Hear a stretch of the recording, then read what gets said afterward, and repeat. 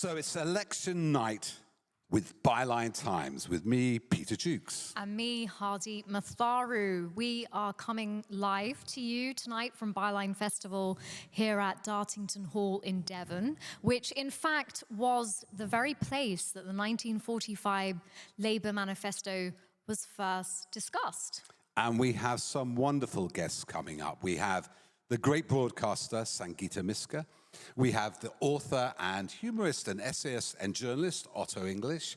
We also have our political editor, Bienkov, and our chief reporter, Josiah Mortimer, to bring you news of the night.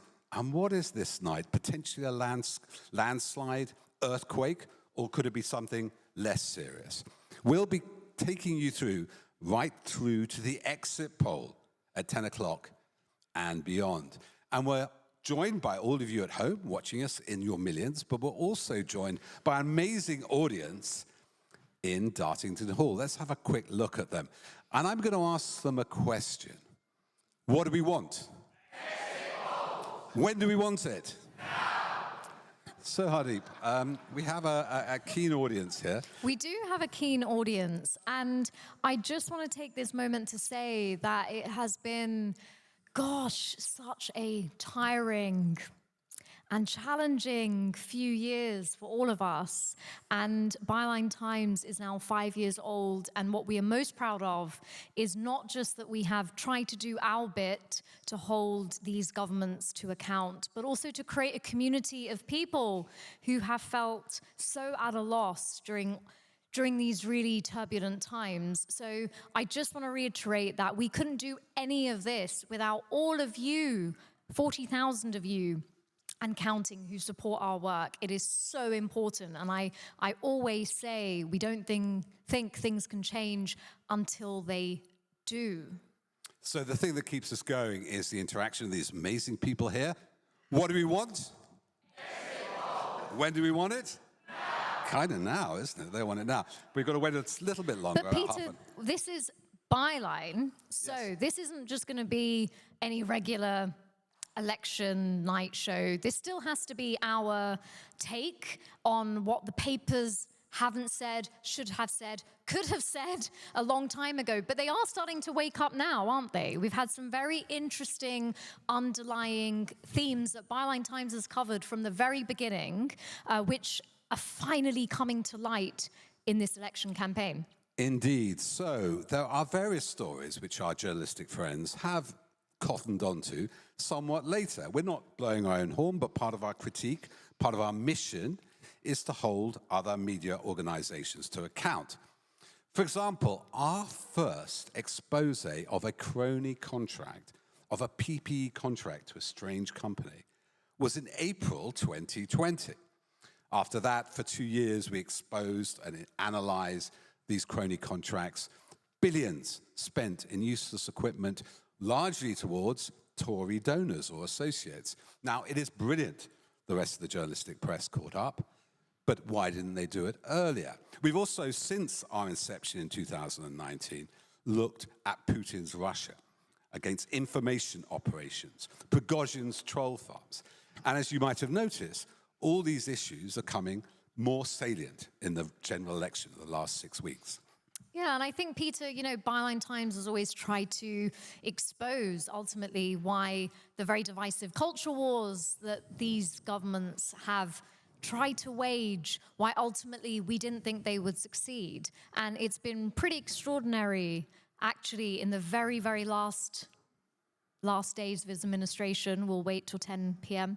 But the recent days of Rishi Sunak's administration, that we finally have our politicians, people who are in positions of power, who are people of color, having to confront the very dog whistles that they have encouraged and the racism they have unfortunately emboldened. Well, Hardeep did a brilliant video on this and has been covering this because we have had a surprisingly diverse cabinet, but maybe some right-wing forces have used that as a shield to tackle bigger issues of racism. And so when Channel 4 exposed an activist with the Reform Party, which I prefer in their previous incarnation abbreviated as REFUCK, when they discovered this activist saying these racially very divisive language, finally, Rishi Sunak decided to stand up against it. Yes, but like a lot of things for the Conservatives, it may be too little, too late, but we will come to that. So Hardeep, I kind of feel we're going to the first half of this evening, well, actually, there are 3 bits of it, but the 2 bits this evening, we're going to talk before the exit poll about where we got to, how we got here. And I can't help feeling tonight, some of the work we've been doing on Byline Times, we're a bit like a factory farm. A factory farm. Come on. You're thinking of chickens. Obvious gag here. The chickens are coming home to roost. Whoa. Well, not enough comedy here tonight. We have much more tomorrow when we have Jonathan Pye and Rosie Holt doing the Bad Press Awards. But it's great to be here with you, and it's great to have some fantastic guests. Now, I will be moving among you with a mic and getting your comments and then your questions to our fantastic team. At home, Sean can be monitoring the YouTube feed. If you've got any questions, any comments, we can happily share those too. But meanwhile, while I blather on, Hardeep will go and join our esteemed guests who deserve a special round of applause, Sangita Musk and Otto English.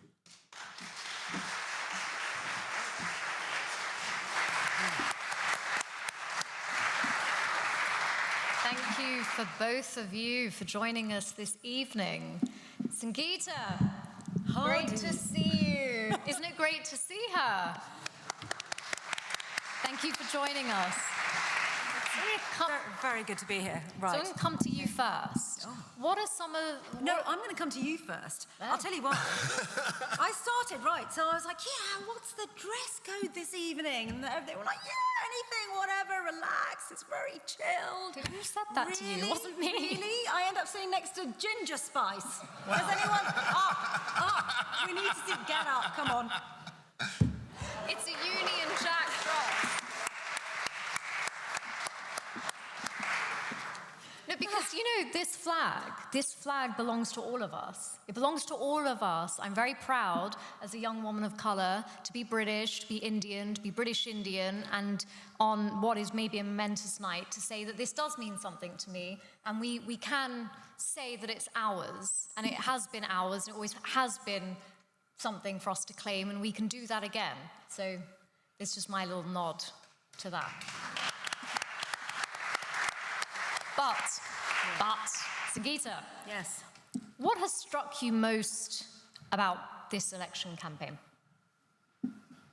If you had to pick 1 or 2 moments or one or 2 themes that you feel have really summed up this government.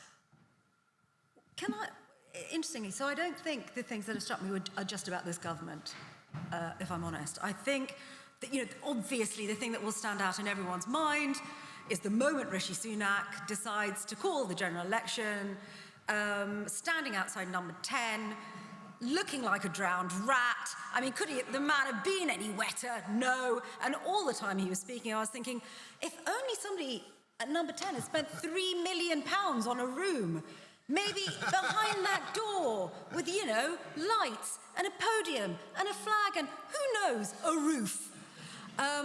You know, do you remember that ridiculous room they created during COVID? And I think that told us a lot about Rishi Sunak and a lot about where Rishi Sunak went wrong. I later heard in an interview him saying, well, you know, it's all about tradition. It's all about tradition. I just wanted to be really traditional. And I just thought the problem with Rishi Sunak in terms of his leadership is this. He is entirely inauthentic, right?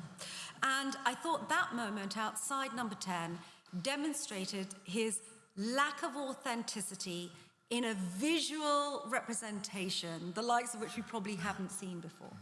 There he is, this man who really is far more comfortable in Silicon Valley, who is bound through some imaginary nostalgia to the world of Evelyn Waugh, to, you know, dreaming spires, to nicely cut manicured lawns, to being part of a club to which he will never truly belong. And we know that because it wasn't even the Conservative Party members that got him the leadership of this country. They had to be cut out of it entirely. It was his mates, his MP mates, who knew that there was no one else who would do the job. So I think that was the standout, actually, that moment, because it said so much about Rishi Sunak.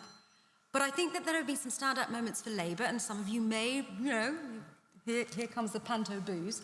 But I also think there are moments that made me really shiver in terms of Labour, and those moments were the treatment of Diane Abbott and the treatment of Faiza Shaheen, and the letter that was sent by the Labour Party to Martin Ford KC, the man they had commissioned to do a report about racism in the Labour Party, and that legal letter said that essentially he had done his job too well and that they wanted to punish him for it. And I think this really sent a chill through the hearts of many people that look like me, Black and Asian people in this country who are minded to vote Labour. And I've now had so many conversations with people who have said to me, if Labour is not there to represent social justice and progressive values, then what is it for? I want to come back to that. Otto, I just want to get your reflections on what is perhaps the most striking moment for you of this election campaign. I think the first face-off between Sunak and Starmer, when Sunak kept trotting out that figure of, was it £2,000? Labour will put up your taxes by Labour will put up, £2,000. and he kept trotting it out and trotting it out and trotting it out. And obviously they'd all kind of conspired to trot this figure out and put it out there. Pure Trumpian politics, just a willingness to lie straight in the face of the electorate. But the other worrying thing about that was Starmer's complete inability to shut it down immediately. And later on I read that people said, oh, he's played a classic barrister tactic of allowing the lie to get out there and burn, and then he can disprove it the following day. No, he didn't. So I mean, the Conservative Party has turned into UKIP. They haven't even turned into the Brexit Party, and they're quite happy to sit there and lie and lie and lie. And they're even playing to the old UKIP Brexit Party mob. And the rise of the Reform Party and their we've been through this at Byline so many times. We went through it with the Brexit Party MEPs when they last stood in the European elections. And I remember going through dozens and dozens and dozens of candidates back then. Was that 2019? Going through dozens and dozens of candidates who were either friends of Nigel Farage or like vague associates, or somebody had once shared a horse with someone and stuff like this. And people completely unfit for any sort of office. And the rise of reform scares me. That scares me a lot. And the switch of Conservative voters to reform, when the Conservative Party itself has become sort of UKIP light, if you like, that scares me. The right is divided, but I am concerned that tonight we will see reform members of Parliament in the House of Commons after tonight. I hope I'm wrong. I hope Nigel Farage doesn't make it at Clacton, but my gut instinct tells me he will. And if Nigel Farage gets into Parliament, he's going to drag that down, just like that man has dragged down every other thing in this country. And is that why you're so concerned with Keir Starmer's, in that one debate, in his seemingly, lack of effectiveness in shutting down the £2,000? Is that something wider about? Are you worried about Labour? And what Sangita was just saying about all those things, the things you don't want a prospective Labour Prime Minister to be playing to the braying mob. You want them to be standing up for social justice. You want them to be confronting racism. You want them to be doing all of those things. You don't think Keir Starmer would do all those things, or any of them? The problem is here that actually the best indicator of the future is the past, whether we like it or not. It's an old saying in psychology, right? And actually, when he has had his moments to, for example, catastrophic for Newsnight to break the news that the investigation to Diane Abbott had actually ended 5 months previously. And in fact, she was being left to the very last second to know whether or not she could be a prospective parliamentary candidate. The fact of the matter is, it doesn't matter really whether Keir Starmer's Labour Party, and Labour is divided, right? It's just about, it's a coalition that's just about being held together because power is tantalisingly close. The question is what happens after the honeymoon period is over? And I think we're going to see quite interesting things happening within Labour. But getting back to your point, the fact is the way Faiza Shaheen was treated, again, whether Starmer's Labour Party likes her politics or not, the fact is these are two women that represented for many voters their place in politics. And so to treat two women of colour with that level of disrespect, it's very difficult to communicate to you in this hall right now just how profound and meaningful that was. Because people who should be naturally allied to Labour suddenly felt, I'm sorry, we don't have a place. There was another case, actually, being the old nerd that I am. Jovan, I'm going to get his name wrong, and I apologise if you're listening. Jovan Owusu-Nipol, do you know who he is? You should know who he is. 27 years old, was a parliamentary candidate who was standing for Labour at Clacton. He gets a call, in fact, several calls that were described as essentially harassing him from the Labour Party, telling him that he was no longer going to be standing, he had to go off and campaign somewhere else.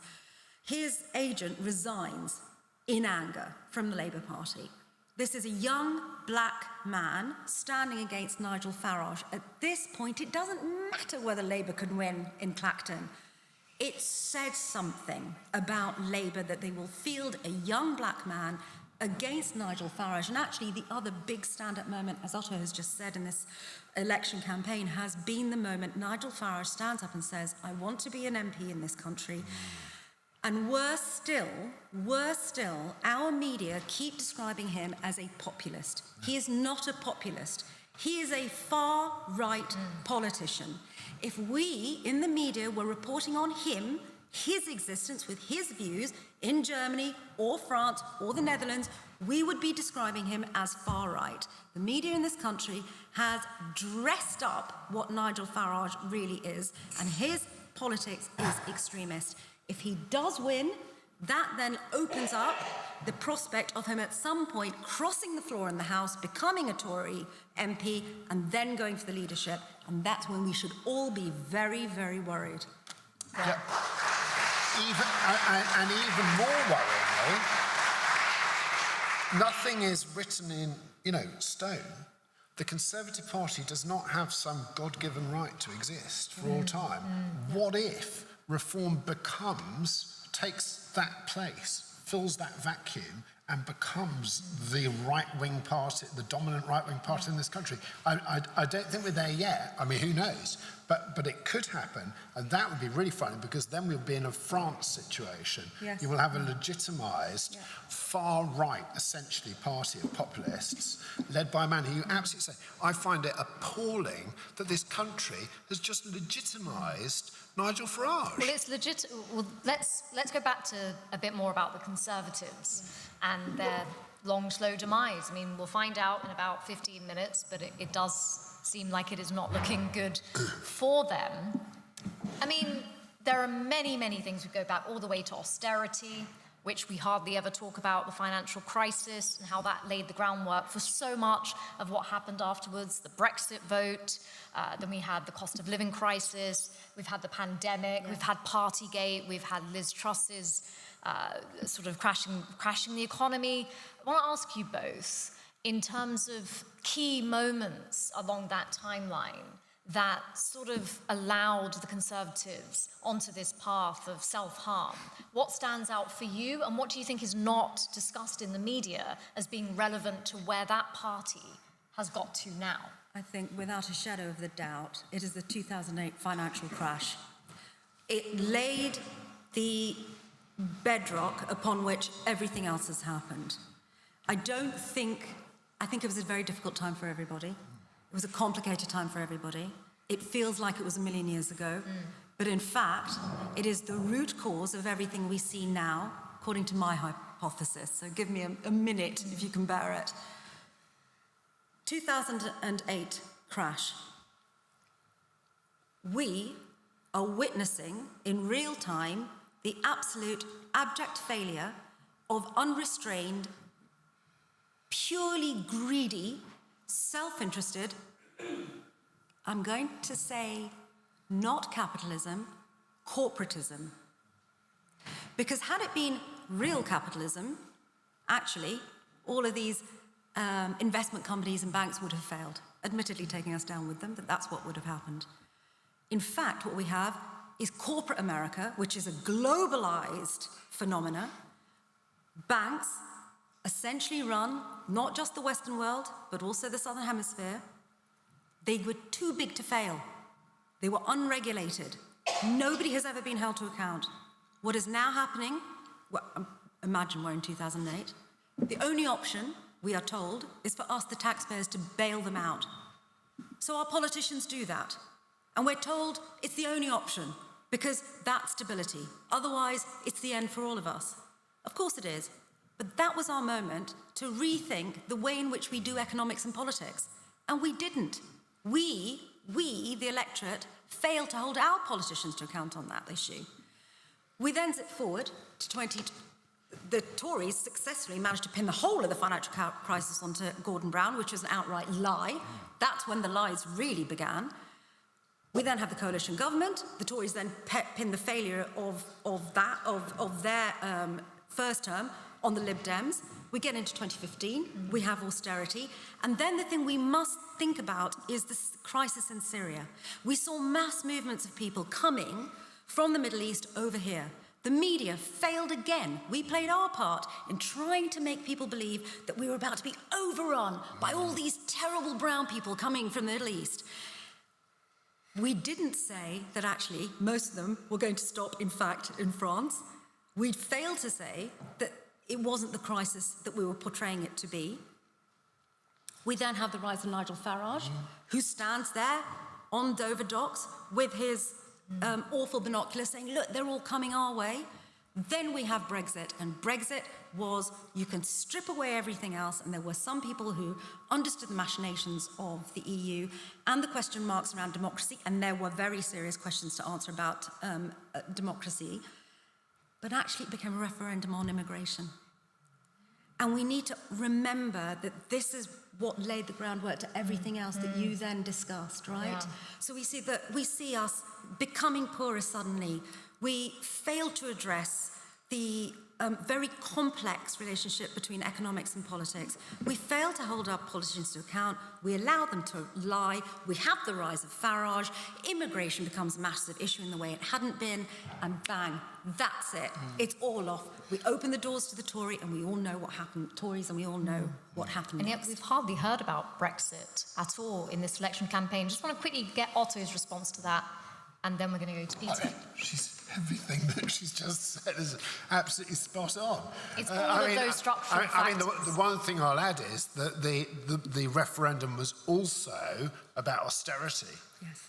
It was. I was actually reading some research on this by an American financial institute just yesterday, and really deep research into why people did it and why those regions. And a lot of it was a howl of anger about austerity, because in areas where austerity hit hardest, the Brexit vote was largest. So there's some very fascinating, and I won't bore you all, parallels there with even things like the Peasants' Revolt in 1381. But these things recur over time, pandemics as well, all of this stuff, and then you get this disorder and chaos, and that's what I'm hoping come 10 o'clock we can at least draw a line under and have some kind of order restored in this country and some sort of unity brought back, and all of this madness hopefully stopped in its tracks. So very quickly, one other thing. Just going back one. Sorry, just because. So we've got, hello everybody, I'm now in the audience, I'm Jeremy Kyle.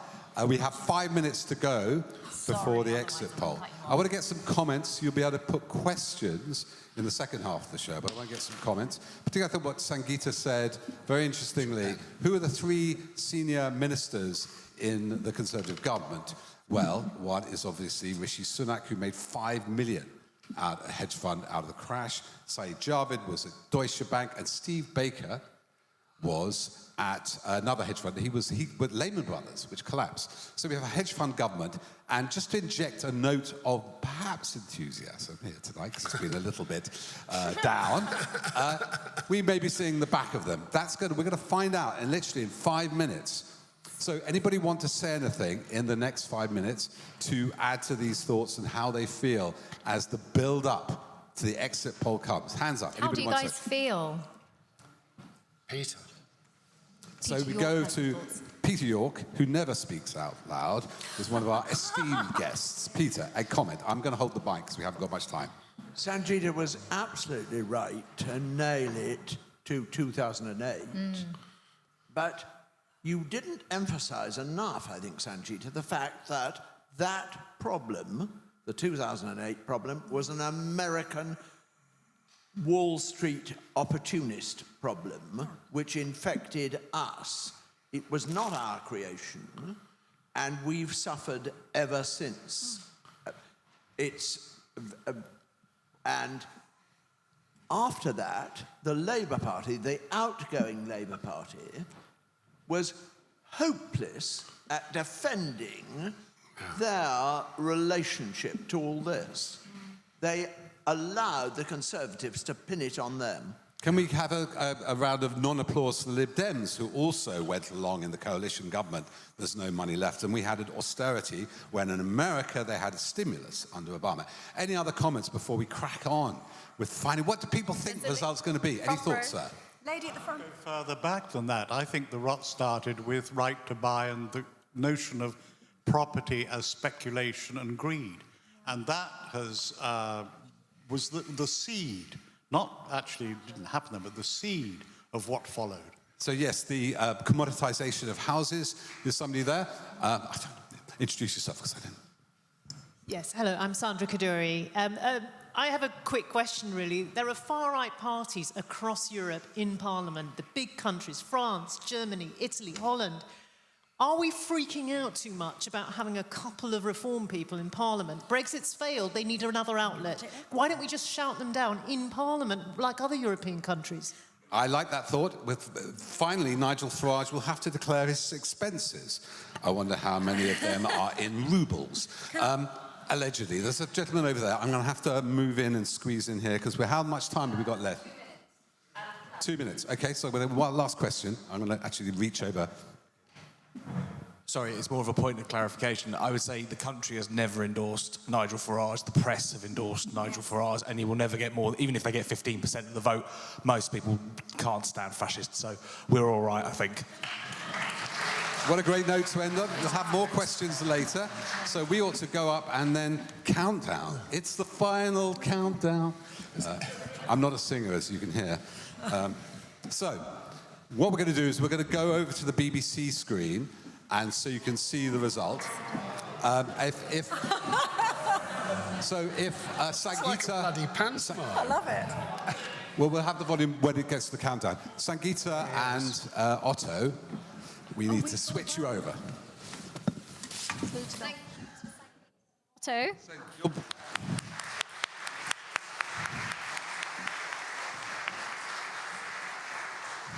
You'll be hearing more from them throughout the festival. They are on several panels, so do stay. And we don't know when we're going to end tonight. We're certainly going to start again about midnight, but we may finish 10:30, 11:15. So the plan is, it's going to be Laura Kunsberg, our favourite journalist. It was Clive Myrie. Is it going to be Kunsberg? So we have pictures of politicians voting. It's quite interesting. And eating ice cream. Should we turn the volume up? No, we'll get the volume up when... It's 1 minute to go. 1 minute to go. Do you want to hear us or the BBC? Let's turn the volume up now. No, you want us. No, just Peter, I want the volume up. She wants the volume up. Politicians using the results in Scotland to argue for or against independence. I'll be joined by the country's senior politicians, advisors and commentators to react to the big stories right through the night. What do you think? Ready for an avalanche of information and reaction, our political it's editor, like the Chris 60 Mason, for the is Tories, with us here in the 160. studio.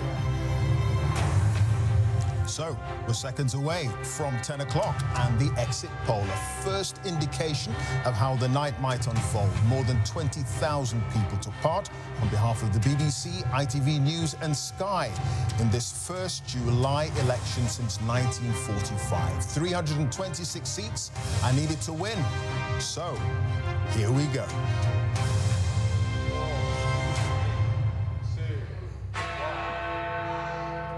And as Big Ben strikes 10, the exit poll is predicting a Labour landslide. Sir Keir Starmer will become Prime Minister with a majority of around 170 seats. The exit poll predicts that Labour will have captured 410 seats, adding 209. It suggests the Conservatives will have lost 241 MPs, landing on 131. On to the other numbers. The Liberal Democrats up 53 on 61 seats. Reform on 13 seats. The SNP down 38 seats. According to this exit poll, on 10. Plaid Cymru are on 4, they're up 2. And the Greens are up 1 on 2. All the pointers tonight are that Sir Keir Starmer is taking Labour back to power. Only the 5th Labour leader to win a general election. These are the first indications of what may unfold at a moment of So that is in line with most of the polling, and all these people, including Otto English, who were chewing their nails thinking the Tories might scrape by, were not looking at the data, Otto. So that is not as disastrous as it could have been. And we still don't know. This is an exit poll. There are no less than 50 seats where the vote count will be within hundreds, and 200 seats where they'll be in a couple of thousand. There's lots of variables. We now have a 4-way fight. So that exit poll, take it a little bit of pinch of salt, but what it does mean is that after 14 years, the Conservative government has had its worst result this century, or the last 2 centuries. All I'd say about that, because Byline Times doesn't take sides, is that we do take sides not for a party, but against corruption, breaking the rule of law, cronyism, lack of transparency, bullying, sexual offences and racism. On that basis, I think we're quite happy, don't you think, Hardeep? Yes, I think we are. So, the other thing which we've got to look out for tonight is obviously, with that degree of a decline in the Conservative vote, it looks like minus 20 for them. And in the last 2 years, just a point of interest, Labour and Conservative, Labour has been ahead by 20 points. That has not varied since, I'll tell you when, and though Labour's share of the vote has gone down, so has the Conservatives.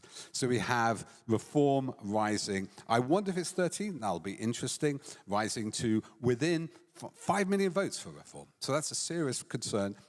Conservatives, 6 or 7 million. But we have a Labour landslide. But what the key moment was, this worth bearing in mind, what determines politics? Labour have been ahead 20 points since Liz Truss. Because what happened, people talk about shy Tories, right? Shy Tories, old enough like me to remember, was when, in the 90s, and under Thatcher as well, people were embarrassed to vote for such a selfish, nasty party, but they felt they would make them richer. What's happened since Liz Truss is the Conservatives have lost their reputation for competence in the economy, and people are voting against them because they made them poor. Any other thoughts, Hardeep? I'm going to go to people who are more expert than me, part of my team, very proud to have them, our political editor, Adam Bienkov, and Josiah Mortimer, who's our chief reporter. We're going to go to them and put them on the spot so they can digest this all. And then we're going to go back to you. And then I'll take some genuine questions. We'll have some genuine questions to the audience in about 20 minutes. It's a new government. That's a big thing. It's a new dawn. Thing. It's a new dawn. Right, Adam, I'm going to put you on the spot. You've had 3 minutes to take it all in. Yeah, so Is it surprising? Is it what you thought? Not massively. It's a massive landslide. It's slightly on the lower end of what was forecast by most of the polls. Conservatives roughly doing as well, maybe slightly better than most of the forecasts suggested, but certainly within the range that most of the sort of mega polls suggested. What is interesting, I mean, obviously it's interesting that Labour got such a huge majority. It's the worst Conservative result since 1906, I believe. But what is noticeable from this exit poll is what I've been picking up during the day is actually Reform seem to have done significantly better than most of the polls suggested that they were going to do. 13 seats projected. Yeah, and that's something that people have been telling me during the course of the day, not just in Conservative areas, but in Labour areas as well. I imagine we don't know which seats these are just yet, likely to be, but it does seem that Labour may have sort of missed out on some seats potentially to Reform in some areas in the sort of red wall. So it's not vastly different, but it's definitely on the upper end of what, or very much on the upper end of what Reform were expected, and they're likely to be in second place in a lot more seats as well. So that's But in terms of some of the narratives about a potential Conservative wipeout, that this would be a fundamental reshaping of the political landscape of the UK. I mean, are there signs of that, or actually has the vote held up for the Tories in more seats than perhaps they even expected? Well, no, I mean, I think that, I mean, it's much worse than the sort of 1997. It's the worst result since 1906. It's an incredibly bad result for the... I think that our sort of expectations have been slightly warped by some of these polls that we've had over the recent weeks. But no, I mean, it's a dreadful result for the Conservatives, and there's no two ways about it. So so that potential for this to be a fundamental realignment. Yeah, I mean, I think there was some polls suggesting that they could come third place behind the Lib Dems, and that's clearly not the case. Lib Dems are having an incredibly good result for them. But yeah, I mean, 131. But there are going to be a lot of seats that are very marginal. A lot of these 410 seats Labour have won are going to be on very small margins. So just even though they've got such a look likely to have such a historic victory tonight, it doesn't necessarily mean that they're going to be in power for 2 terms or longer, because there can be so many marginal seats across the country now. And I mean, you've covered elections for a number of years. What has struck you most about this election campaign? Well, I think for me, it's really the sheer dishonesty of the campaign. So there's always been lies in political campaigning, and I think it's most famously during the Brexit campaign, some of the big messages that came out of that, the 350 million for the NHS a week, the millions of Turks that are supposedly going to come over. But that seems to have been sort of mainstream now. It's just, I mean, the 350 million pound a week was not true, but, you know, you could kind of see where they'd got it from. In this election campaign, the Conservative Party have just been pushing outright lies throughout the course of the campaign. We've heard already about the £2,000 tax figure, which was basically made up. But there was a whole series. I mean, I've been following the ads that they've been putting out on Facebook. There's a campaign that went out to hundreds of seats in which they were suggesting that Labour are going to bring in national road charging. It's completely made up, absolutely from nowhere. And this went to lots, you know, went to huge amounts of voters. So it'd be interesting to see whether that had an effect on this result, whether that sort of dampened down, because some of the projections were saying Labour were going to get sort of even bigger result than this. And it does look from the polling that the party, Labour, did fall back a bit in the last week. And Keir Starmer's ratings also fell back a bit as well. So we'll never know for sure, but it's difficult to see where... I'm interested to see whether these lies that have been put out over the course of the campaign, dishonest advertising, has had an impact on this final result.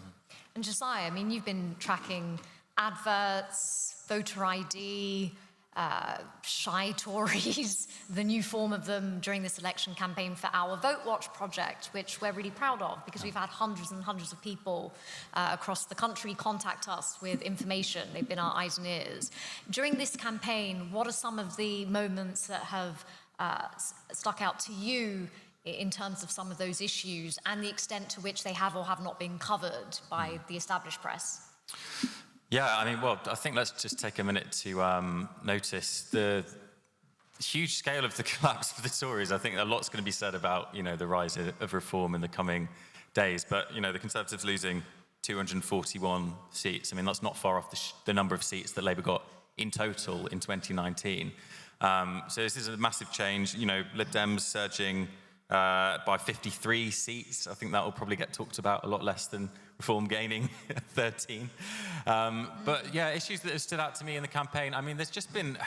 It seems like the Tories have tried almost every tactic during this election campaign, and basically none of them have worked. I mean, you know, they trotted out lines about Labour winning a supermajority that must be thwarted. Of course, that was parroted by all their friends in the Daily Mail and the Telegraph. Of course, a supermajority isn't a real thing in the British Constitution.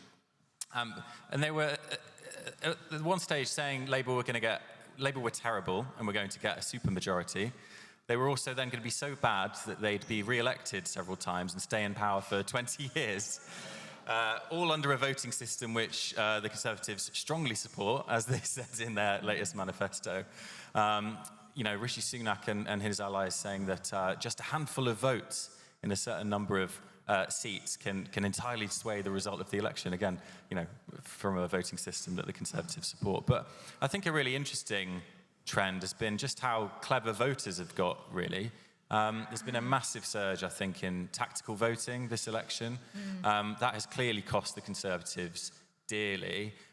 We see that with, the boost in Lib Dem seats, as well as the rise in Labour seats. People holding their nose at the ballot box, something that, isn't a very nice thing to do. But also, looking at, who might be best placed to defeat the Conservatives. And at the end of the day, this was an election that was and is about punishing what a lot of people feel has been 14 years of hurt. And I think that is something that the Conservative Party will really have to dwell upon in the coming weeks and months.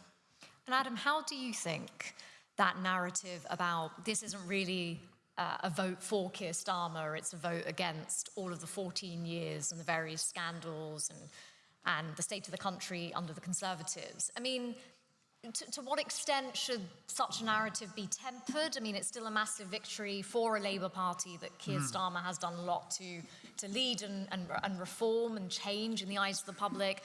Or is there, something to be said about that? And, that maybe links to, 13 MPs that now will sit in Parliament who are reformed? I think there is some truth to it in that, we don't know what the percentage is going to be, but it looks likely to be at least on a similar level to 2017, if not lower.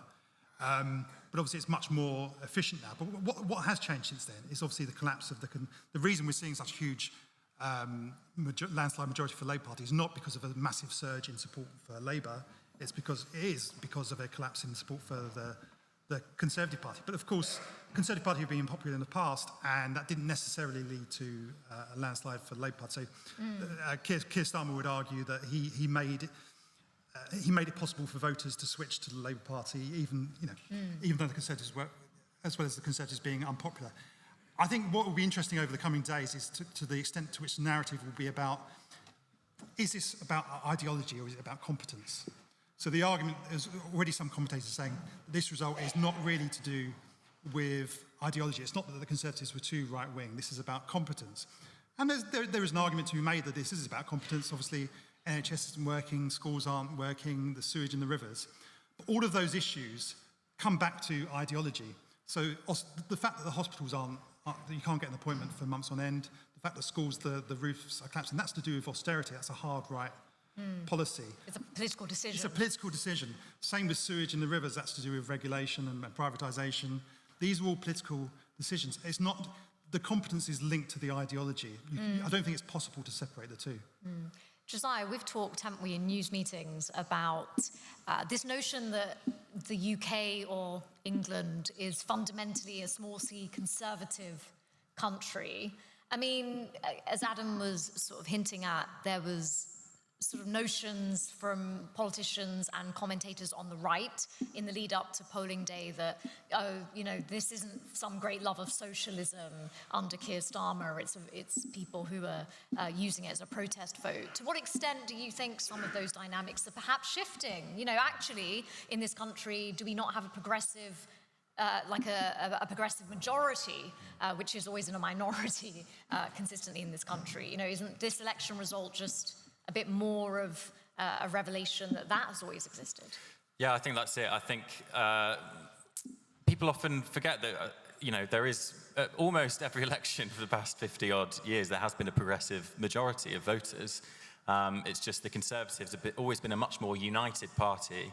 The right has been much more united in terms of its vote share than the left. The left have the Greens, the Lib Dems, Labour, and other parties in the devolved nations. And And that has really stymied the left in many ways. So, but then the outcome then leads people to think that, you know, we're a conservative nation. I think maybe tonight we'll start to shift that. I think, you know, one thing that we will probably notice in the coming months is just how much the language of government changes, because we have a different perspective in government. I was thinking about this yesterday. Think of all everything that has been said about, you know, illegal migrants, and the fact that, you know, human rights haven't really been talked about apart from in the negative for the past 10 to 14 years. Some of that might now start to shift, and I suppose a lot of Byline Times readers, a lot of, I suppose my hope really is that the media narrative starts to reflect, you know, not just the government changing, but also the mood of the nation actually changing towards what people really want, which I think is compassion. We are a compassionate country. It's just we too often have ended up with governments that seem to have been obsessed with cronyism and being in it for themselves. And I think one thing that was really emblematic of where we are in terms of our political system has been the Gamblegate saga. You know, the people putting bets on who were in the know, just as they, you know, knew they were going to lose the election. And I think for a lot of voters, that just summed up really just how low our politics has become. So we have some of our American friends who are with us here for Byline Festival this weekend. And of course, July the 4th is Independence Day, but a few of them have expressed that they're worried that this may be their final Independence Day. But some were remarking that perhaps there is a social fabric here in Britain in comparison to the United States that is more foundational to the country. And we were talking earlier in the week, Adam, and you said you were struck by how little inequality, for example, and austerity, as Sangita was mentioning, was discussed in this election. Absolutely. And it matters to people, actually. Yes, and I think Josiah's point about compassion is exactly right. There'll be lots of talk, I'm sure, in the press over the coming days about the rise of reform, and the battle will become about the Conservatives saying they weren't right-wing enough. And certainly the battle within the Conservative Party will come about that. But actually, what have we really seen is the Conservative Party ran on a hard right political platform in this. They ran on deporting migrants, on forced conscription for young people, on massive tax cuts, which inevitably would lead to even further austerity over the coming years. This was an incredibly hard right platform, much further to the right than they ran on in 2019 or 2015, and it's been roundly rejected. And so we'll hear a lot of talk about competence and about Nigel Farage and personalities, but that fundamentally, the voters were given a pretty clear ideological choice in this election, and they rejected what was being offered by the Conservative Party. I don't think we should lose track of that. And just before we go to the audience, and we'll be discussing more of this as the weekend unfolds, but just want to get your two thoughts on this before we go to Peter. The Sun newspaper thinks it's time we had a new manager. Josiah, does anybody care? Yeah, I think it was, they would say, you know, the Murdoch Empire hates to back a loser, and I think we just saw with the last-minute endorsement of the Sun to the Labour Party. I mean, was anyone really noticing? Does anyone really care? I don't think they do. I think it's a bit of a swan song. It maybe felt like something they had to do. But I think that it's going to be very interesting to see how the right-wing press deals with the Labour government, actually. I think one thing that we probably can expect is that a lot of the problems that have grown over the past 10 or so years will all of a sudden not only be Labour's problem, but will be presented as having been caused by the Labour Party. You know, the prisons, there was a report earlier this week that prisons were full, and within a matter of days they were going to be releasing prisoners, you know, basically a one-in, one-out system. This is under a Conservative, you know, tough on law, tough on crime government. Labour's going to have that in its lap, and you can pretty much bet the Telegraph on its front page isn't going to say, you know, Labour's dealing with a Tory-caused crisis. In a couple of months, they're going to be saying, this is why hasn't Keir Starmer sorted that out. I think that's a bit dispiriting, but one thing that's maybe uplifting is that, you know, those hard right voices might become a little bit less relevant in the coming months and years. And hopefully, you know, people who actually understand what voters have actually voted for, might get a bit more of a say.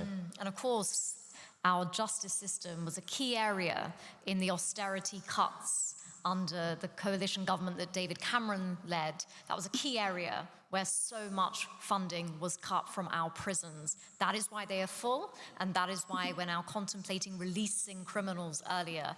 Adam, just very last thoughts before we go to the audience.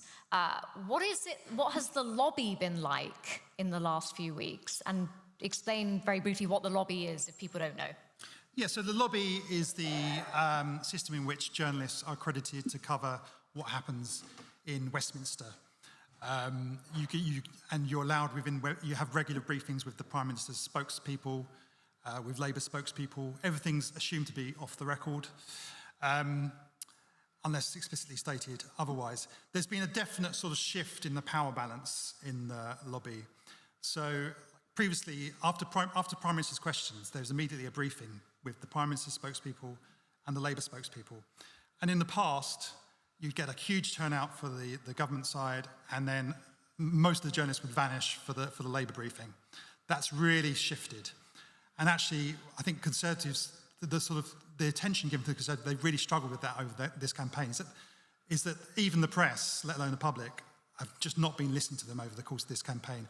They really thought that they could get a lot more coverage out of things like the National Service Plan, a lot of these tax cuts that they've announced over the course of the campaign, and people just weren't listening, and even parts of the press weren't listening, and we've seen that in the endorsements that we've, and I think that's going to be a real problem for the Conservative Party in terms of recovering from this, what looks to be a huge defeat for them, is how are they going to start getting attention from the press again? I think they're going to really struggle. I mean, I've been in the lobby for 11 years now, and when the Conservative backbench committee, 1922 committee, held their meetings once a month in the sort of committee lobbies, there'd be masses of journalists outside, sort of, literally with their ear to the door, trying to get scraps of information. I think they'll struggle to get more than a handful of people to even turn out. I think that's going to be a real big change. Nobody's going to care what Steve Baker. Well, I don't think Steve Baker's going to keep a seat, to be honest. But, you know, and even the Conservative leadership contest, being leader of a party with just over 100 seats or 120 seats or whatever it ends up being, you know, is that really going to be whether the conversation people are going to care about, or is the focus actually going to shift more towards Farage and reform, and whether or not they could do even better in the next election that comes along? Yeah, must ponder. Peter, let's hear from our audience. We must hear from our audience. They're like a question time audience here at Duttington Hall. They're selected for their bias. Just a brief observation, because I have the microphone. Just one word maybe worth saying, because we talk about the success of Nigel Farage. Does anybody remember 2020, actually, when Keir Starmer took over the Labour Party? I'm old enough to remember 1987, which is the same year that the Tories got an 80-seat majority, Margaret Thatcher's third election. And Neil Kinnock came in, and everybody said it would take 2 elections to get Labour back in.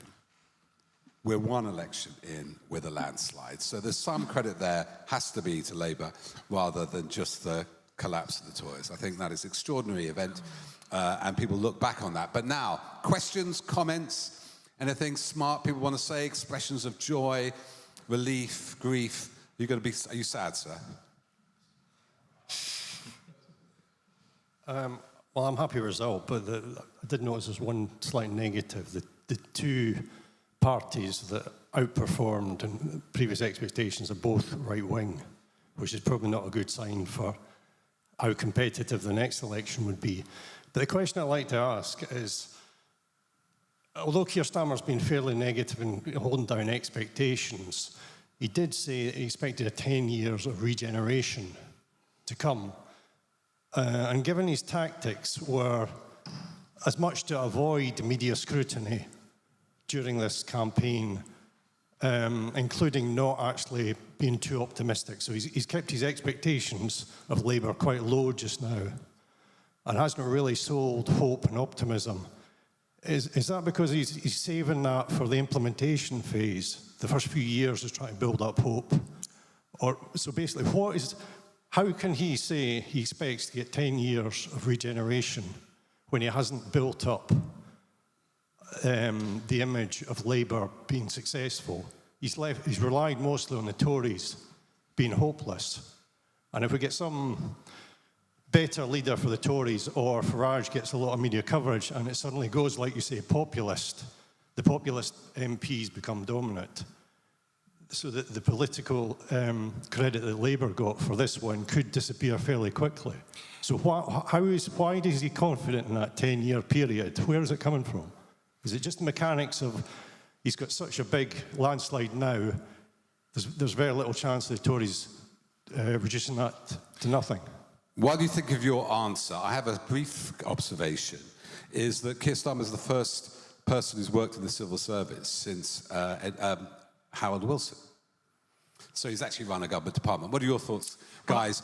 Obama, Hope, that didn't end well. Is it better to start off with lower expectations and then implement better?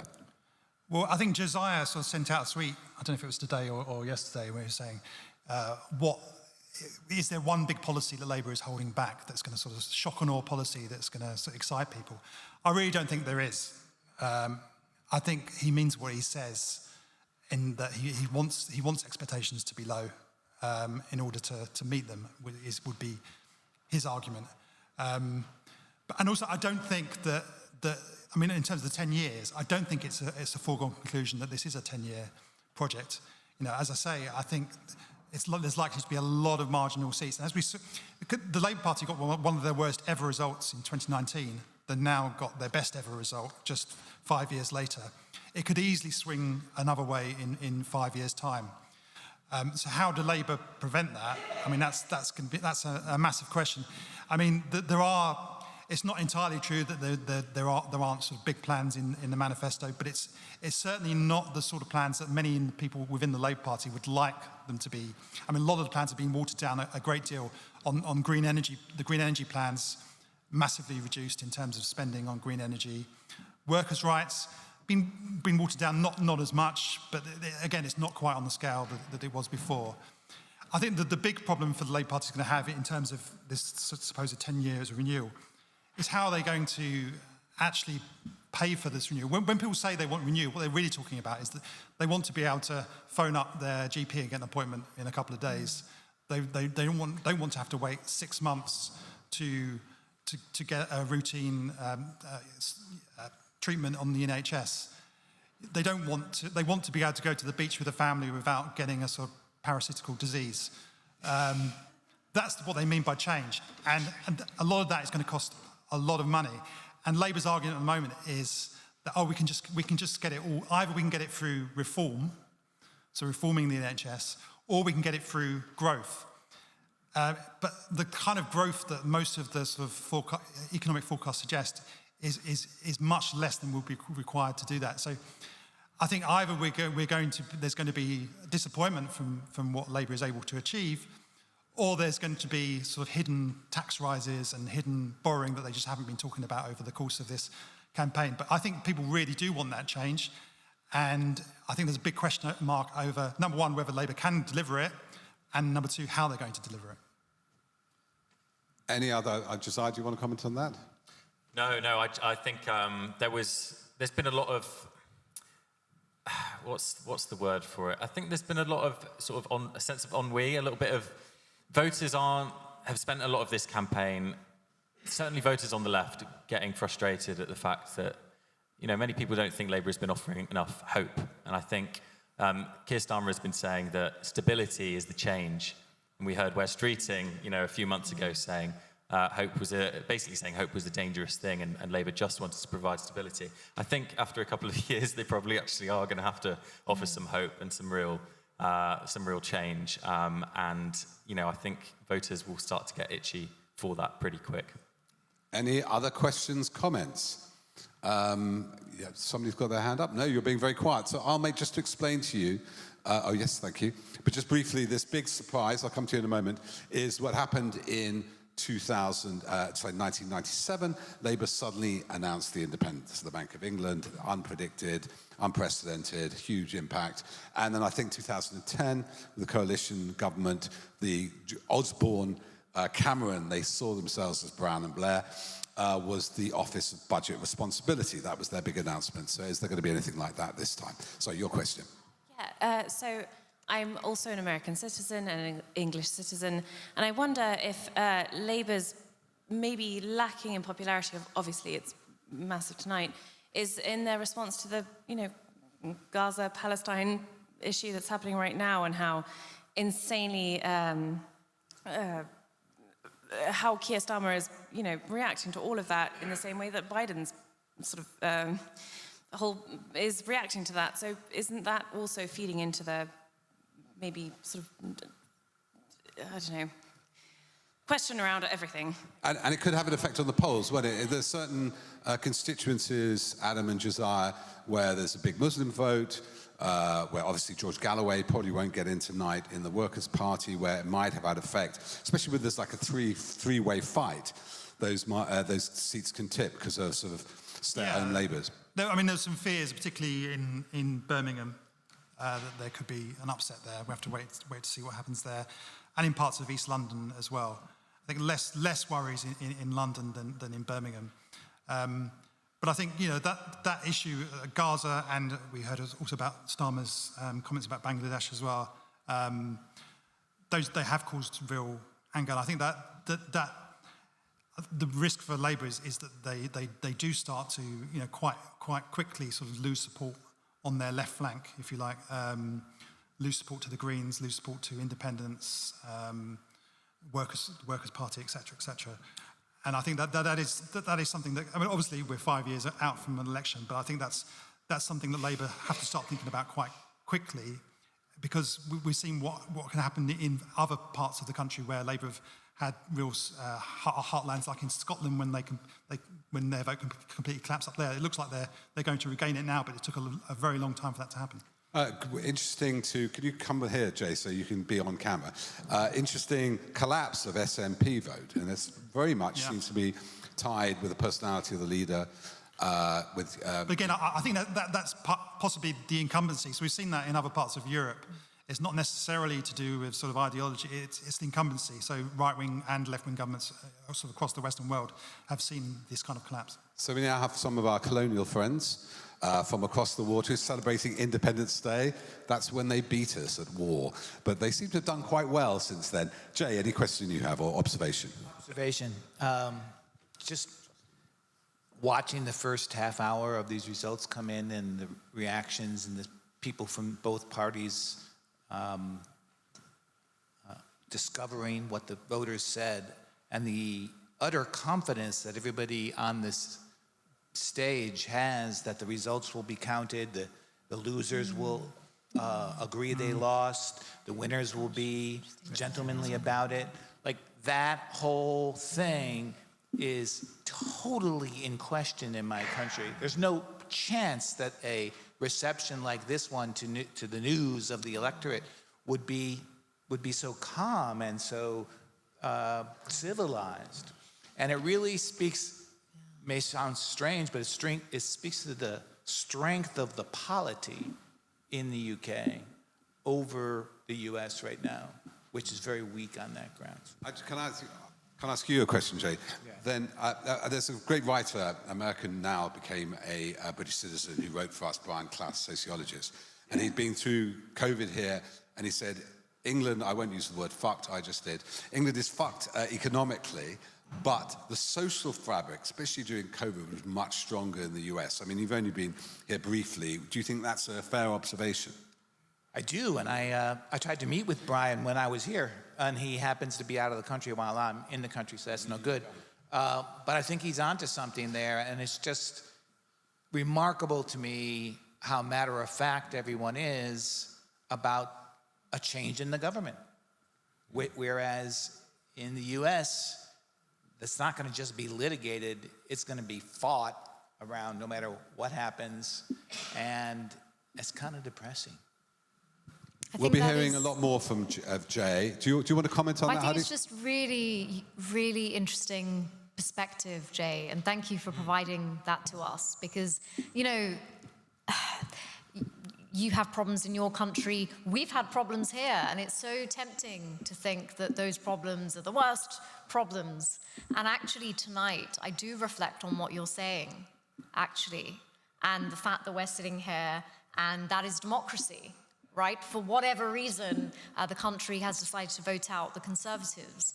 And I think this is potentially a moment to think about those deeper foundational values that we do have as a country, which for the past 14 years or so, it's been very easy for us to all maybe take that for granted or think that they have been eroded to the extent that they do not longer exist. But they do. And I do think it's really striking that the UK seems to be an outlier right now, where we've voted in left of centre, debatable, but a party of the left. And why is that? Because, you know, the United States, it's not looking good. France, Europe, it's really interesting. I don't know, we should keep reflecting on this. You know, we do have something here that I think has just been lost in assault after assault, whether that's austerity or the pandemic, Brexit, the erosion of the good chaps, notion of government. I think there's been notion of our political system has just felt so under attack from within that we've actually forgotten what we've always had that's been there underneath. Yeah, I think isn't that uplifting? I thought that was really uplifting, actually, although terrible, the fact that that's not the case in the US. But I think let's have a round of applause for democracy in the itself. We should, but it's also a reminder, and obviously a plug for Byline Times Votewatch project, but we should always be vigilant, I think, because these things are fragile. Our political system is deeply unstable in terms of, you know, the outcomes of elections. Things can flip. But I think we should be very grateful for the fact that, well, hopefully, we haven't heard what Conservatives have been saying. Hopefully they'll accept the results. I'm sure there'll be a few who talk about postal votes and fraud and various other things. But we should be grateful and vigilant, I think, at the same time. But that was uplifting. So we're going to wind up in a moment. I want to thank Josiah, and particularly the Votewatch project he's run. I mean, there may be an element of Labour vote being depressed because of this new voter ID registration that's come in, imported from America. Thank you, guys. And we obviously are seeing on that screen signs that certain cabinet ministers might not make it. The last estimate in the higher polls with 12 cabinet ministers, Conservative cabinet ministers, would not be re-elected. That's only happened 14 times. That's almost as many as has happened in the last 40 years. That's democracy. That's democracy. We'll be coming back to cover those seats, what we call, explaining to Jay, the Portillo moments, because a famous would-be leader of the Conservative Party, Michael Portillo, in 1997, lost his seat. So he couldn't become leader of the Conservative Party. So there's a lot of fun and games here. You guys deserve a drink. We all deserve a drink. Thank you also to Adam for his expert analysis.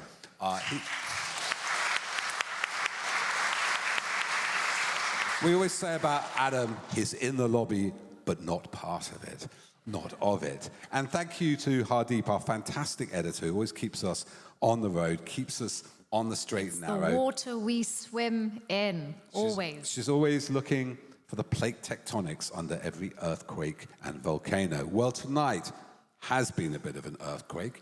You may need to steady your nerves, get a scotch or a beer, I don't care. And we're going to be back here, and for you guys on TV too, we're going to be back here at 12 to look at who's in, who's out. Is that exit poll exactly right? Have they underestimated, overestimated? It's all in the micro detail. It's all those individual constituencies.